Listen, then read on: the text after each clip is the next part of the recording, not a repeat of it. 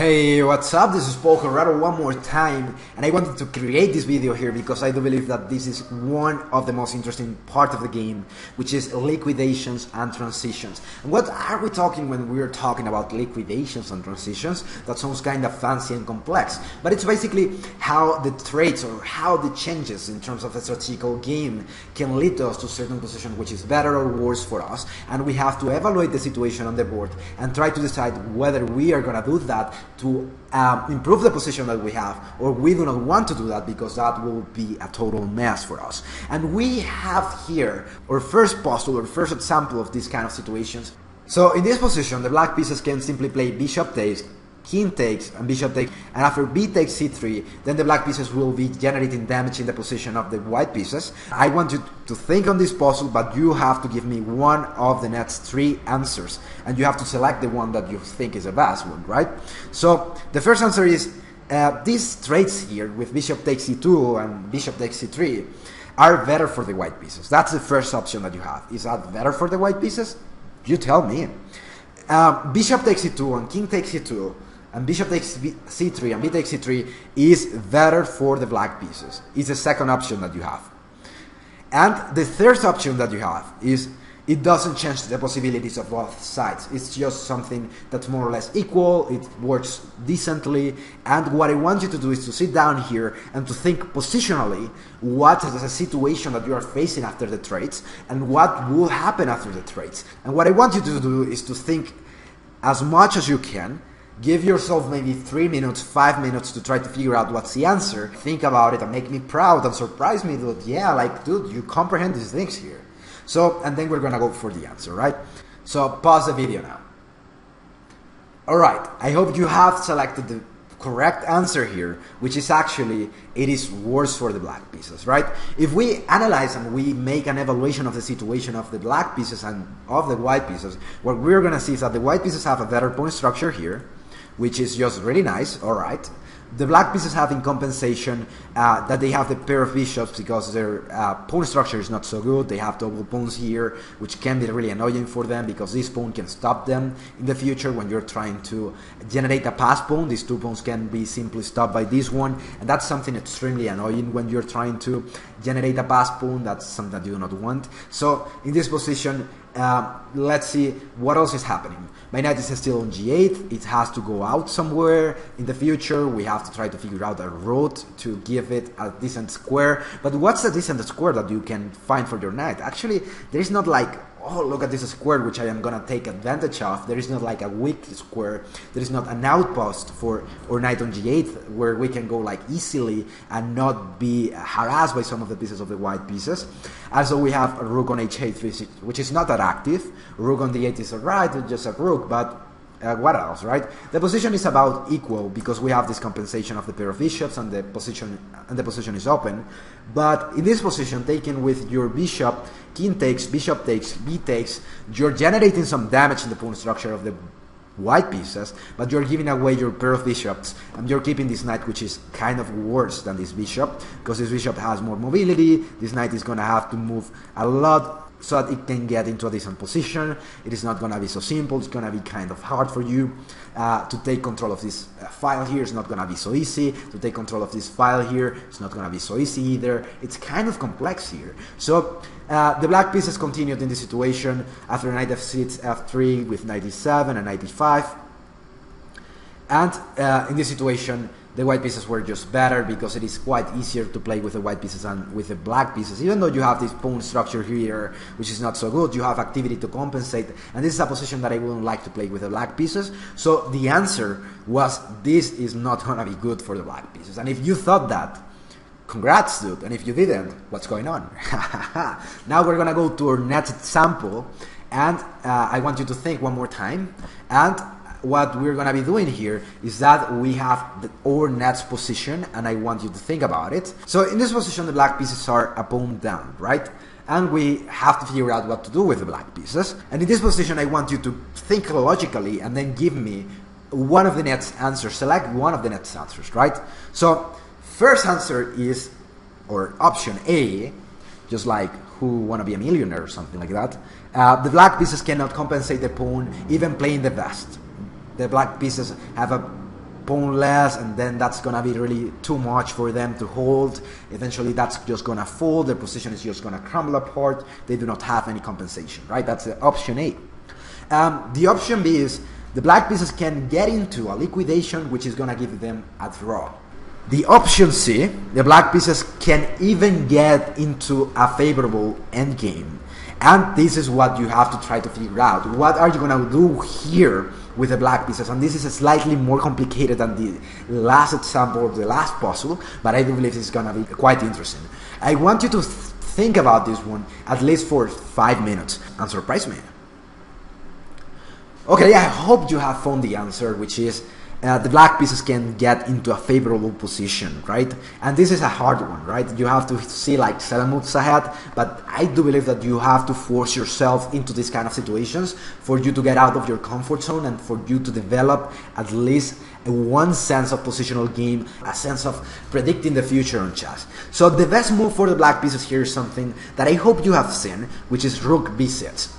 And the reason why we play rook b6 in this position, you might be thinking, what?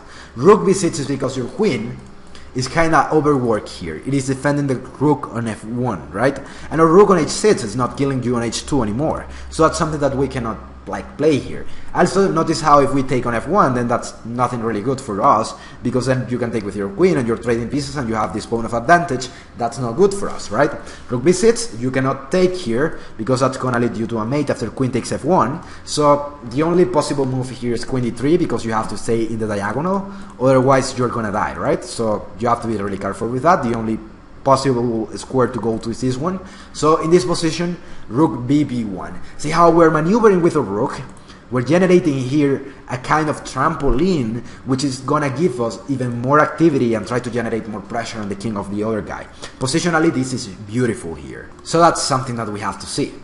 The white pieces have to defend their position. They cannot simply take here, because if they do so, then I'll take and you have to defend with your queen, and then this is gonna be just sad. You'll be losing this position, or this is gonna wind up in a mate, or just losing material horribly, so you cannot do that. You have to defend your rook on f1, and therefore the white pieces played rook f2, because they have to defend this rook. This position, rook takes f1, rook takes f1, and rook b2. This is a beautiful move.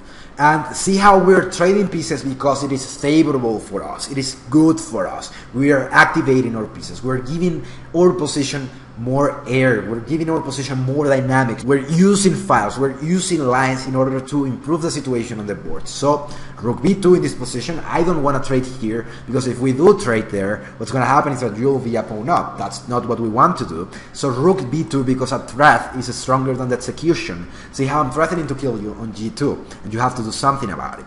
The only possible move for you to defend your position here is to play rook f2, because otherwise you're going to be mated soon, and that's something that you do not want me to do. So rook f2, and after rook takes, king takes, and queen takes h2, this position is slightly better for the black pieces, because either they are taking here or they can simply take here, and they will be generating a pass pawn here in the future. The king is going to be open. Something extremely important for us to consider is that when we are talking about queens and kings, the safety of the king is something extremely important, and generally speaking, the guy who has the safest king has a little bit of advantage in this kind of situation, so that he's not exposed to checks and to create a lot of danger here. So in this situation, the black king is a little bit safer, which makes him a really decent king, and the king of the white pieces is on red here. That's something that we do not want, and it is dangerous for them. So this position, the black pieces playing properly could get into a transition which will give them a better position. See how, one more time, it wasn't about tactics so much. It wasn't about getting rid of the pieces of the other guy and kill him. It wasn't about just simply thinking about improving the position of our pieces. It was about both things at the same time, because when we played rook b6, we were playing something tactical. When we played rook b1, it's kind of tactical and positional. When we played rook b2, it's both things at the same time. So there are people who say, Paul, I don't like positional game, but you do not have an option here. You cannot just not like something. You have to like everything, right? It's not like I have the right to hate something in chess, because if you do so, then you do not understand chess. It's just like being kind of stupid and silly. It's just like being blind to science or something like that. So we're gonna go to our next example here. So in this position, we're gonna do exactly the same thing, and what I want you to do is to tell me whether the white pieces can make a draw through force, B, the white pieces are gonna win, or C, the white pieces in the best of the scenarios are gonna get into an endgame where they're gonna be a little bit worse, but they do have a little bit of chances to get into a draw.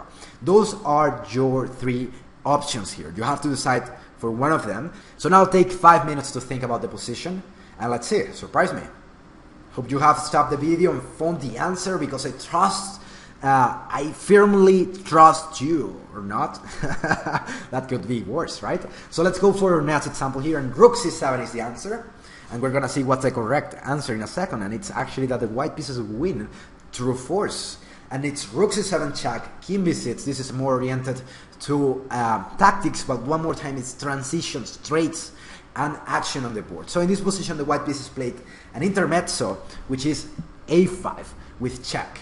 How come? Because if you take with your king, then what's going to happen is rook takes c5, rook takes c5, and now v4 check. So the thing with v4 here is that you have to move your king, and if you do not take the pawn, then the rook is falling, so you have to take it. And in this position, bishop d6, just an amazing move. How come?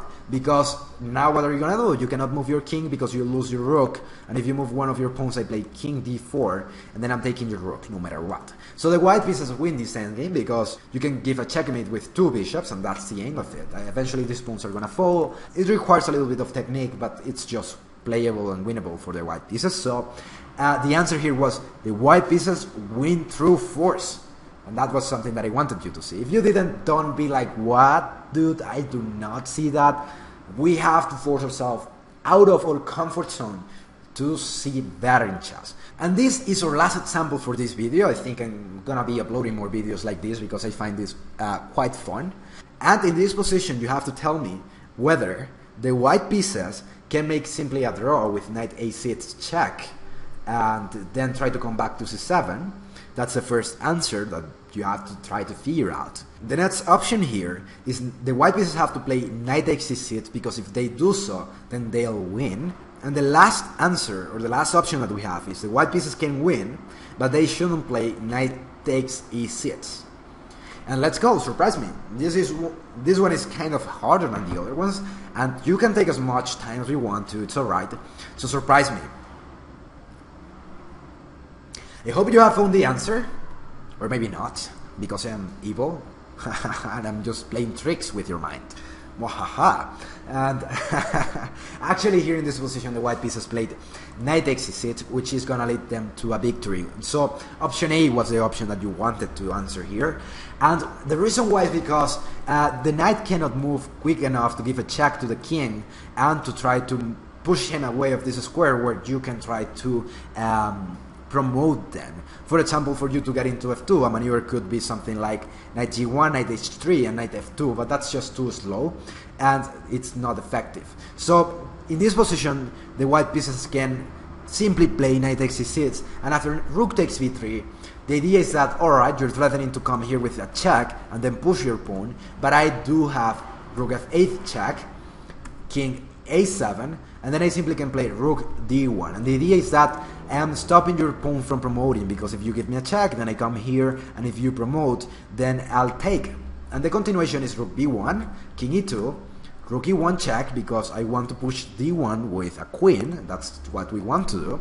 And after king takes f3, then the black pieces are just going to have a quality, but we're going to have a lot of pawns to compensate that, and the endgame is going to be better for the white pieces, because after d1 queening, rook takes, and we have this endgame here with 4 pawns. This one, of course, has a lot of chances of collapsing here, but we have these 3 pawns which are going to be better than the rook and the pawn, and the knight on e6 is, of course, something quite decent to play. So this endgame, this is really hard for the black pieces to hold. And one more time, we have seen how through tactics and positional game, we can try to figure out an answer for all situations. So that's all that I wanted to say in this video, and I'll see you in the next one.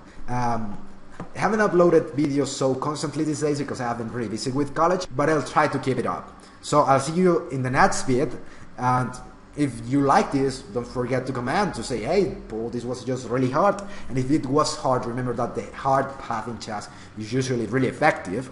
So that's something important for us. And if anything, say in the message, say, hey, Paul, what's up? How's it going? How's life going? Or if you hate the video, then just comment on that. Say, oh, this was a total shit. That's okay. It works as well.